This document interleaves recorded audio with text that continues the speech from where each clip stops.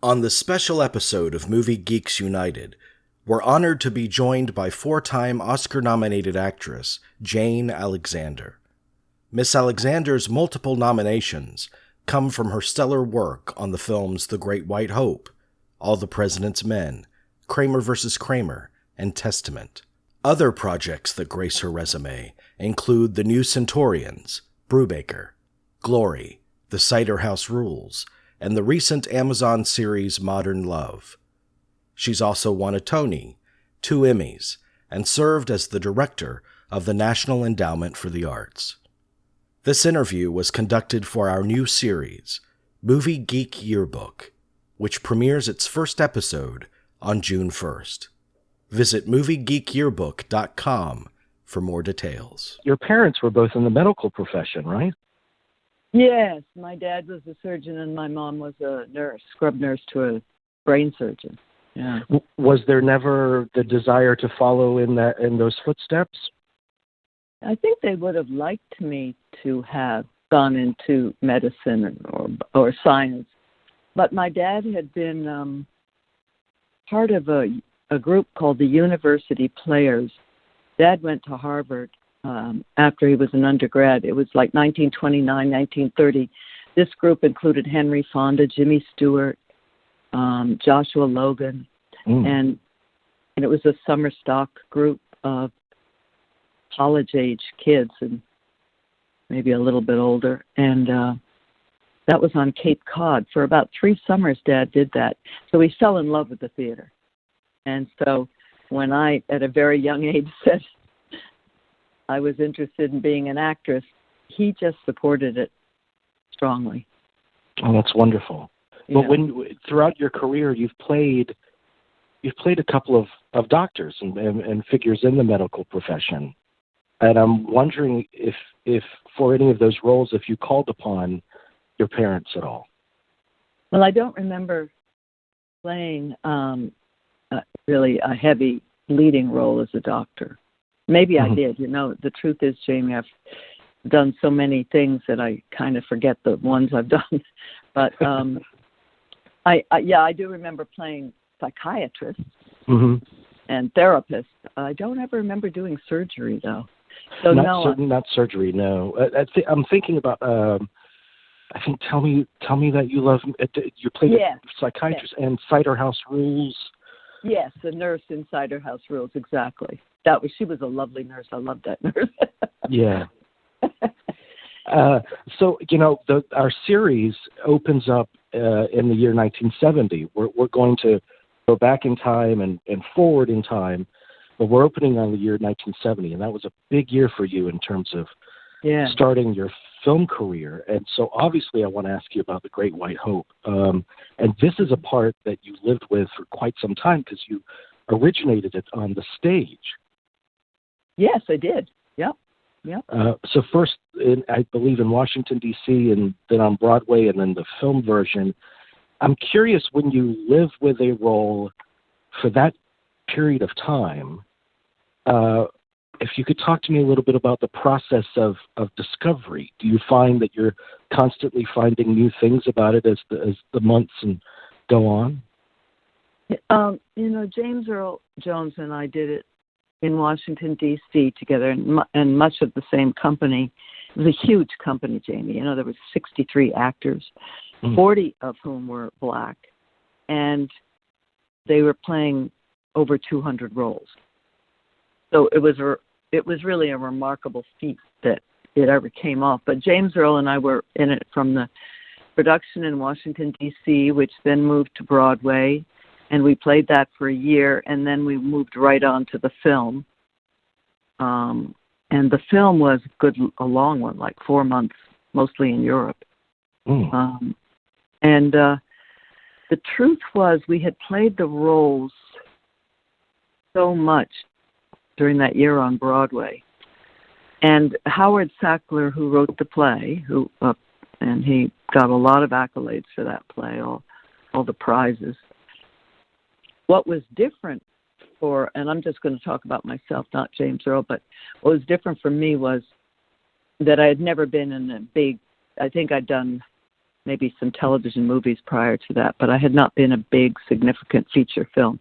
And this was a film that had a lot of firsts at being one of the last big Technicolor films of 20th Century Fox, with some of the great cinematographer Bernard Guffey, who at that time must have been in his 70s at least, if not 80s. And God, what is her name? Irene. She was a great costume designer, very famous. It was her last big. Anyway, it was that kind of a film. And what was difficult for me was just adjusting to the difference between being on a small stage and a big arena where I had to do, walking in big open areas and things like that. We didn't do a lot of studio work. We did a couple. The interior scenes, like my one with Hal Holbrook in the DA's office, was interior at Fox Studios. But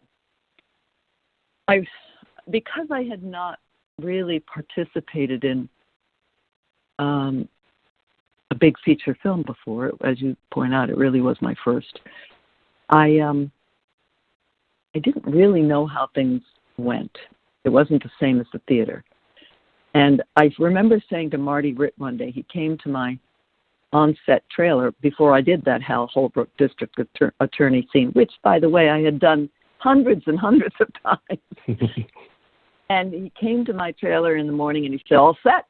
And I remember saying to him, I said, "Marty, I just don't think I'm up for this scene today. I just don't feel anything." And he said, "Well, don't worry, we'll give it a go." And Marty really was a great guy and an actor's director, really listened to actors coming. He came out of the studio system, the actor studio system in New York. And I said, and he came back a little while later, I said, I can't do it. He said, "Really?" And I said, "Yeah." And he shut down production for the whole day. Wow. Exactly. It was only many years later that I realized that how much money they had lost on that one little whine of mine. I never, ever held up a film company again in my life. But Martin Ritt, I've talked a lot about his work on our show. Uh-huh. What an extraordinary director to work alongside your first time out in feature films. Oh, absolutely. I felt very protected. Very protected. Mm. And he was, however, he was having some problems only because Ed Sheeran, who later became my husband, had directed the Broadway show so stunningly that it was hard to change the dynamic of the scenes in the movie. And so Marty relied on a lot of the same rhythms and the same kind of setups, even though it was more expansive. But to answer your question, I'm sorry, I'm going on an awful long. No, I love it. But thank you. But it's a very interesting question. And the truth was, I don't think we did come up with much that was new. I'm not going to speak for James Earl, but we were so imprinted with what we had done on stage, and the lines were still the same lines. Mm. And also, we had also both met with enormous success in what we had done before. So it's interesting though, because from an acting perspective, I remember years ago reading an interview with Pacino, and he did something like American Buffalo for a period of years. Yes. And he said, halfway through the run, it occurred to him, why am I moving around so much in this scene? I can be more effective just standing still. And that came, a year into the run. Wow. Yeah. So that fascinates me, that discovery, that nonstop discovery that you can have as an actor in a role. Well, of course, I did have more discovery in the movie because, as I say, moving around was for example, when I leave the gym at the end and really I go and I kill myself, and the way I'm walking, that's all new because you never saw that in the play. All of those, so there were a lot of moments that, yeah. So I guess the nonverbal stuff was, a lot of that was very new to me. Did it take some adjusting to feel comfortable with the camera, to treat the camera as your friend? It was because back in those days, they had these extraordinarily strong Klieg lights, especially since we were shooting outside quite a bit. And, to compensate for a strong sun, Bernie Guffey and the gaffers would put up extremely strong lights. My eyes are very sensitive to light, so I had a really hard time with that. And I could only close them in close-ups or even in master shots, just close them tightly. And then when they said action, I'd open them and pray that they wouldn't start tearing right away. So that was a hard thing for me to deal with. Nowadays it's so easy because you don't have any big hard lights like that anymore. Yeah. I'm curious about the reaction to the play, the performances of the play and the film, and gauging those reactions. What did it tell you about the state of race relations or the perspective on interracial relationships at that time? Well, the play, 1968 was when we opened the play on Broadway, and this was the height of the Black Power movement. Stokely Carmichael's Black Power, Black is Beautiful, was a signature slogan of the time. And indeed, Black was beautiful. And you saw my colleagues in the cast, my Black female colleagues, were gorgeous, just gorgeous. They had these big afros. Not that they wore them on stage. They had to subdue them for the time of the play. But it was an amazing experience. We were right in the center, and I got a lot of hate mail from white bigots. I couldn't read it because some of it was very, feeling. I was mainly the target. Even the change over from mainly a predominantly white audience in the beginning of the run to over 50% Black audience or more later was significant because they looked at the play differently. The Black audiences saw me as a real impediment to James Earl, and they laughed when I died. Whereas the white audiences just saw it as a tragic love affair. And meanwhile, that final scene that James Earl has over your body, yes, it's so highly, intensely emotional, and to have to play that opposite, that kind of audience reaction must have been difficult. He was so emotionally bound up in our love affair, in as an actor and the character, because he's a deeply emotional man, James Earl. And so when the audience laughed, it was very, very hard for him sometimes. And he would just stop and he'd get up and he'd address the audience right from the stage. Really? Yeah. This had happened a few times, but that's how deeply it affected him. And he'd say, I don't, he would swear a little bit at them, and because they weren't getting the deeper, to his mind, I guess they weren't getting the deeper message of the love relationship, and the tragedy of the tragedy that we couldn't sustain it. I mean, the couple, Jack Jefferson and Eleanor Bachman, Yeah. The other thing that I love about Martin Ritt, back to the director of the film, is he devoted his career to making socially relevant movies. Yes. And this was a period of time in American cinema where you saw a lot of those kinds of movies that engaged in the culture and what was happening. Yes.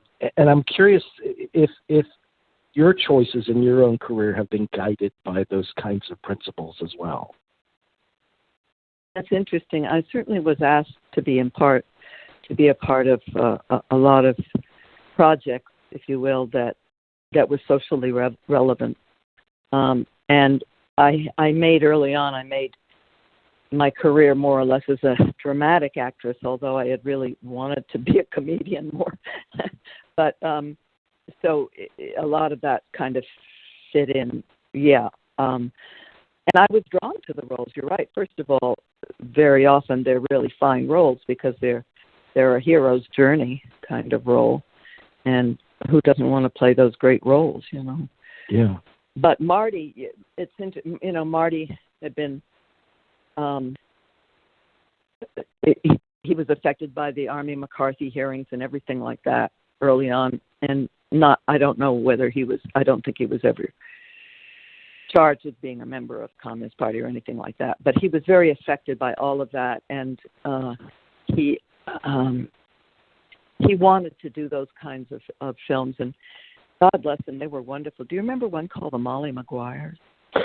From that was also a second film that he had out that year in 1970. Yes, ma'am. That's right. It was about mining. I love that film. It's a great movie, and it feels like a much larger canvas than he normally worked on, and yet at the same time it maintained that level of intimacy and relevance. Yes, yes. He really was a wonderful director, and he was a lot of fun too, because he was a great dancer. I don't know if you knew that, but here he was, this kind of a little bit of a chubby guy, but he was so light on his feet, he would suddenly turn into do a twirl. So he was a lot of fun, you know. Oh, I'm wondering if there was a time in your career when you're first starting your rising presence in cinema, if there was a kind of a clash between people telling you what you should do as an actress on the rise compared to what you wanted to do. No. I know that some people, including my mother, they didn't like me to be in very controversial films, like that race-related one, The Great White Hope. I don't know. My mother was a kind of poor South Boston girl, you know, and by way of Nova Scotia, and she didn't know much about theater or film or anything. She was always telling me, even in the early days, when are you going to get a job? So I'd say, Mom, I'm getting paid for this. It's okay. But I remember her calling me up after she saw the movie, after it had been released in Boston. And I said, so how did you like it? And she said, oh, Jane, you stank. And I'm like, Mom, what is that? But I, in retrospect, although it hurt at the time, in retrospect, I see that for her, it was more than she could understand or take, because it was so. And there were many, many people. I mean, we've come so far in race relations now that black-white relationships don't mean anything. But James Earl and I were the first ones to be in a bed on stage. We were just kissing, but yeah, and that kind of thing. And it was shocking for a lot of people. So. Yes, there were a number of projects that I was in that people really wished I hadn't been in for personal reasons, theirs and mine, or because they just couldn't accept the politics of it. I don't know if you ever heard of a playwright named John Arden. I don't think so. No, he's way before your time, but he wrote an incredible play about war in the 60s called Sergeant Musgrave's Dance. And he's a Brit. And in it, there's a scene where I was playing the lead woman, and it's really about World War I. And I'm underneath a blanket making love with a guy.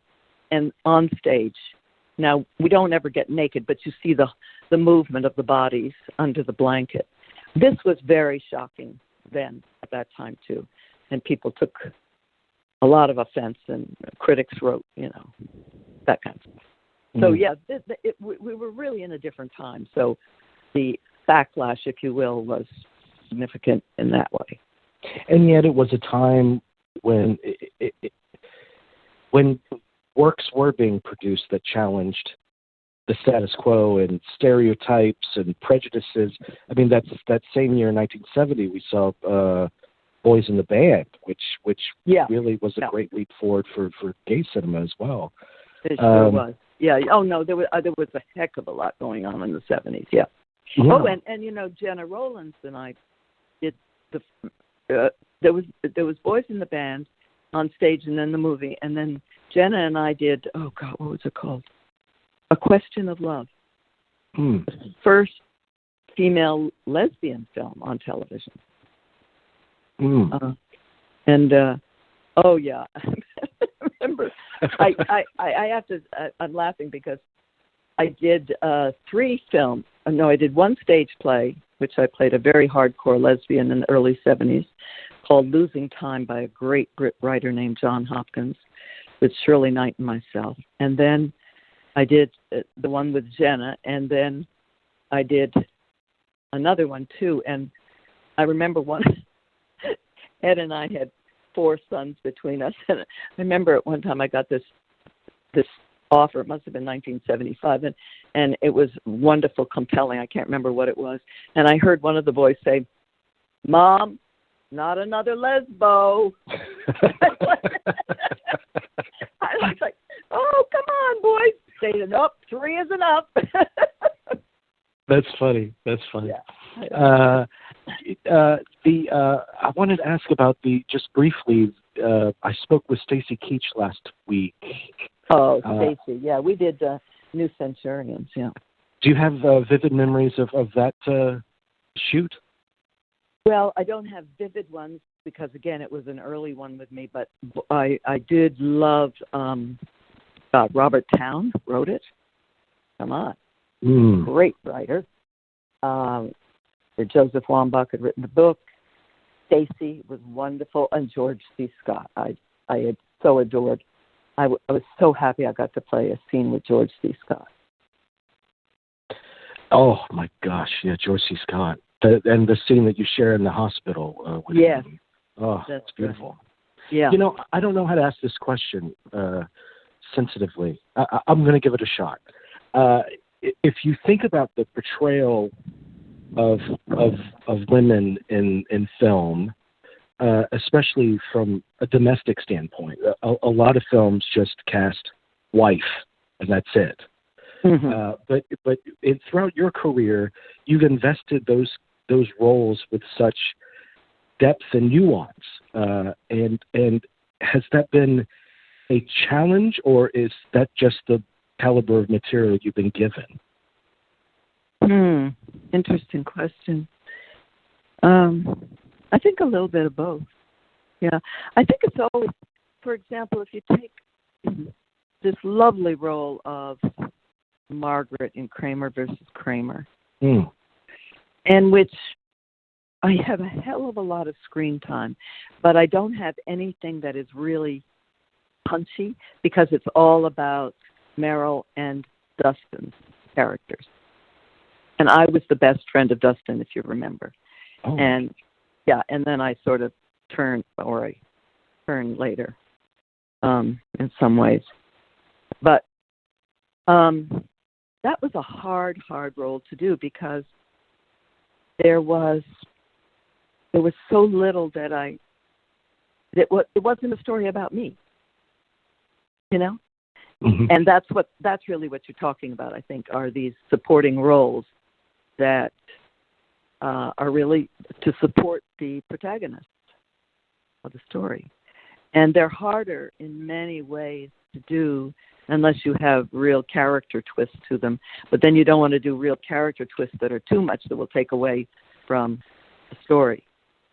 Now, a lot of the times these were things that I was asked to do, and I loved doing them. I mean, I worked with Robert Benton, several times, and I just adored him, and I had a great time working with Meryl and Dustin, so I would never not do these kinds of things. And yet there's that scene in the park bench, in Kramer, where you're talking about the feeling, the pain of essentially being abandoned. Yes. That I think in that moment you are all of us that have ever felt that way. And you touched upon such a great truth in that scene. Thank you. Well, I do love that scene, and Dustin's lovely in it too. He touches me briefly, Yes. and it's a very, very tender scene. And the most, what sometimes wonderful things happen. I was dealing with that little baby, and I don't have a problem dealing with dogs, and even once I had to carry a goose on stage, but you want them to behave. This little girl, she was under 2 years old. And she just fell asleep in my arms and just slept through the whole many takes we did. It was really wonderful. So that added to the scene anyway. I didn't have to worry about the baby.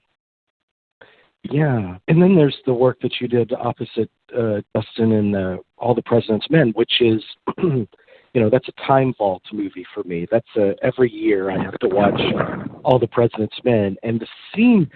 The central scene that you have with him, it almost feels like surgery. It's so precise and capturing every nuance and capitalizing on that. This back and forth, it's so beautiful. Was that rehearsed quite a bit, or no? No, that's not how Alan Pakula worked, really. And you just brought up my very favorite scene of all that I've ever done in a film. It just works like dynamite, and I really owe it all to Alan Pakula, because I was doing a show at the Kennedy Center at the time with a wonderful older actor who has since left this world, but it was a Noel Coward play, but it's gone out of my head. Anyway, I was doing that at night and everything, and I didn't have a big role, as you know, in All the President's Men, but it was a significant turning point role. And so I came on. It was a hot summer day onto the set, and Alan saw me in this little, I call it a schmata summer dress, blue dress. And he said, "Oh, Jane, great, you're ready." I said, No, Alan, I just arrived. This is just my dress, and I'm going to makeup and hair now. He said, "No, you look great. Just come right in." So there I was in my dress, in my own hair, my no makeup to speak of, and he sat me in the corner of this tiny room, and oh God, that great cinematographer, can't remember his name. Is it Gordon Willis? Yeah, yes, Gordon Willis had this huge camera that was taking up half the room. and Dustin was literally just a few feet away from me, and Pakula put this lamp right next to me, and that was delight. It was, he just made it so easy to be very tense. We were just in a state of tension in that hot room, this huge camera, and all the people behind the camera trying to do their jobs, and us just me pushed into this corner and Dustin leaning forward. It was great. I just think it was the most beautifully directed scene. And then he just said, "Okay, we must have shot it 12 times, all the takes, and that was it." But he set it up so it all worked. I wanted nothing more than to work with Alan Pakula again. And the thing that he was working on, when he died on the highway going to the end of Long Island to work on a script, was the late life of Eleanor Roosevelt, and I was to play that. Wow. Yeah. He had asked me if I would play it. I'd already played it in that ABC miniseries, and he said, I can't see anybody else. Would you do this? And I said, sure. Oh, what a loss. Yeah. Yeah, Pakula. It wouldn't have been the very late life, but the one. Well, you had played her from 16 to 60? Yeah, about, yeah. Wow. 60, 63, something like that. Yeah. Mm.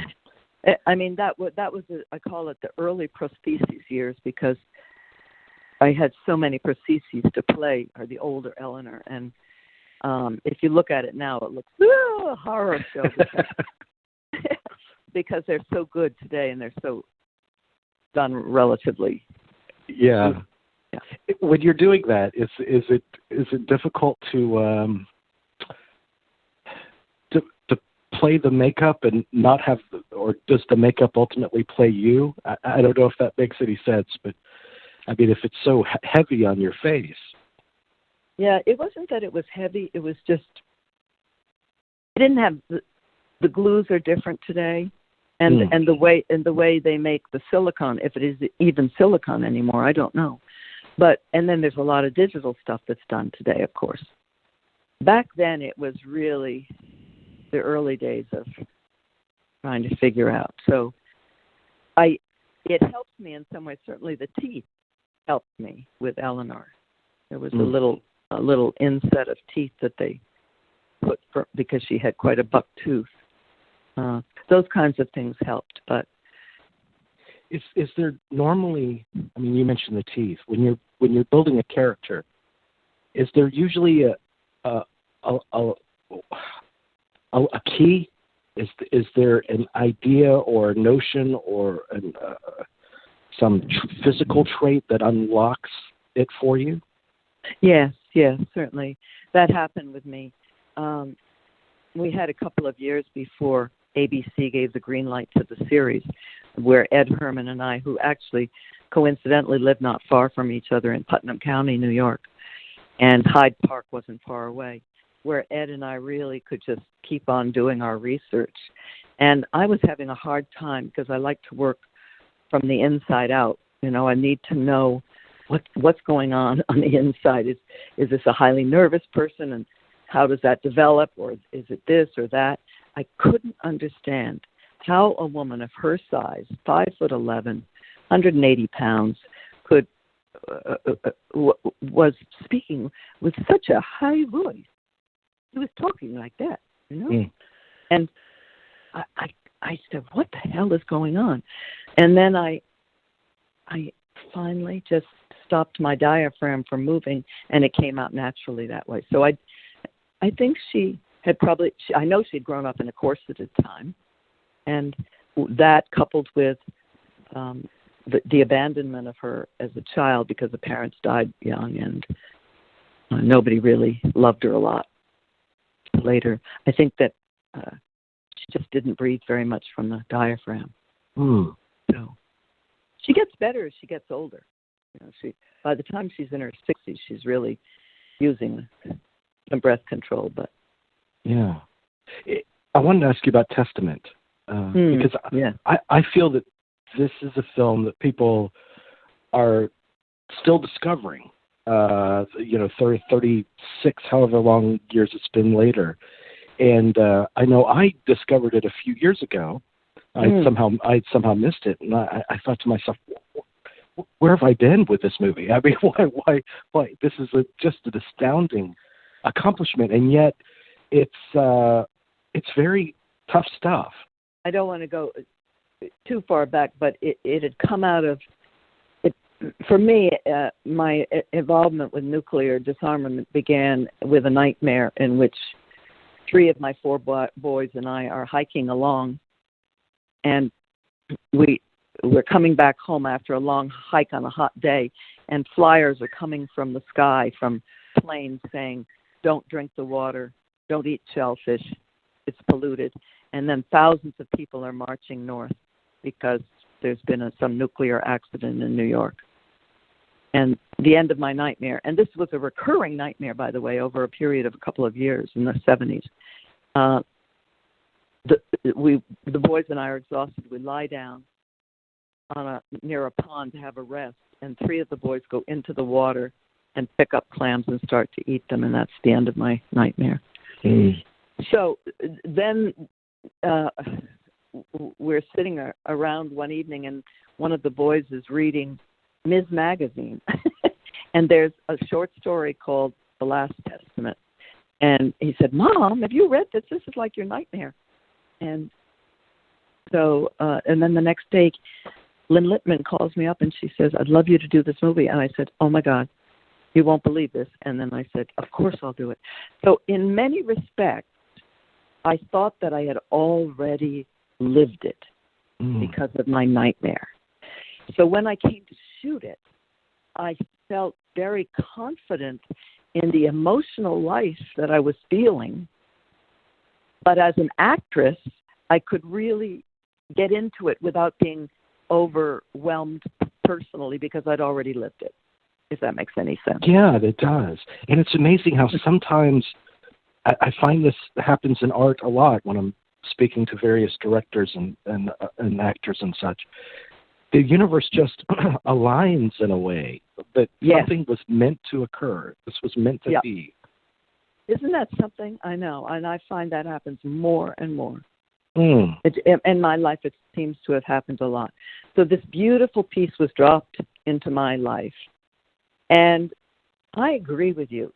It is a stunning piece because, I mean, my eyes are welling up now when I think that it all reduces itself to that. It reduces itself to batteries. It reduces itself to clean water. Mm.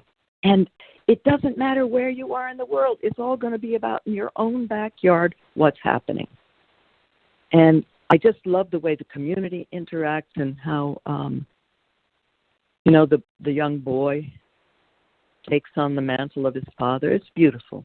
And how Lynn Littman, being a woman director, always used sheets. She has sheets. I wrap the bodies in sheets, and I'm making beds all the time. It's beautiful.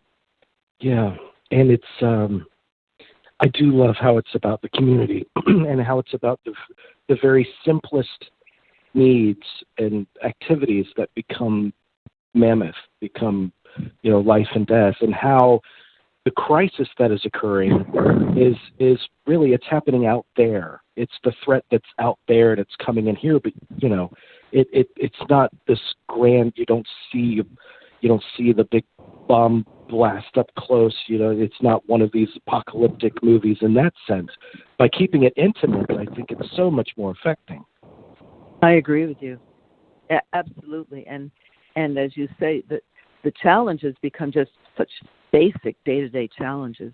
Mm. And, that little boy, that lovely boy who's the Down syndrome boy, he was really Down syndrome. He was so affecting because I get into the car with them thinking I'm going to kill all of us, with carbon monoxide. And before the take that you see in the film, that little boy saw me put my head down on the wheel and start to sob in the take. And he put his arm and touched the back of me and said, "It's all right. It will be all right." Mm. Oh, my God. I thought I would die. I don't think Lynn used that take, but it was. So the whole film was infused with these kinds of magical moments. Oh. Yeah, it's a beautiful movie. My last question for you, I've kept you long enough, but I'm so appreciative to you. You are still performing. I think you're in the Modern Love, the new Amazon series that just came out. Yes, it just debuted on Friday. It's really a fine series. I particularly like the first episode and the seventh, and even mine, the last one, which other people seem to like too. But go on. It's fascinating to me that the longevity of your career and that you've branched out into other areas. Whether you're the chairperson of the NEA, you're writing books about conservation, and I know you have a great number of interests. But I'm curious if your reasons for acting and the kind of fulfillment you get from it has changed over the years.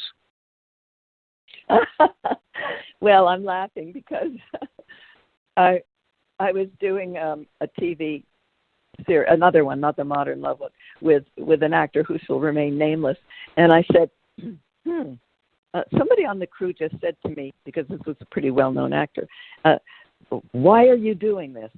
And I said, "I'll tell you why I'm doing it. I'm doing it for money. How about you?" He said, "Do we do anything else at our age?" So the truth is, a lot of it is economics. But the other part of the truth is that if I love the script, which I did love that Modern Love, it's a very short episode. It's only a half an hour, and my part in it, because they recap all the other scenes, the other episodes at the very end.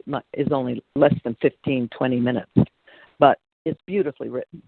And John Carney and Tom Hall, the Irishmen there, they were terrific. And yeah, I did that because, and let's talk for a second, Jamie, about what we were talking about earlier, how things come into your lap, okay?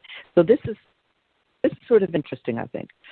2 years ago, almost at this time, I fractured my ankle badly, both the tibia and fibula, and it required surgery in December of 2017.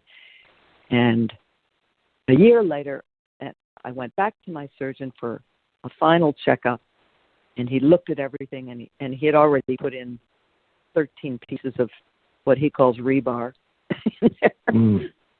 And he said, Jane, your ankle's beautiful. You can do whatever you want. And I said, ski? He said, yep. He said, skydive, whatever you want. 3 days later, I get an offer for this Modern Love where I have to be a runner. I am a runner. And I loved the script. And I called up the director and I said, I think I should tell you something. I haven't been doing a damn thing for a year. And he said, don't worry, we'll get a stunt double, you'll be fine. To make a long story short, they never needed the stunt double. I managed 2 weeks later to do all my old running in the film. Oh. And I said, what the hell is going on in the universe that this would happen at my age?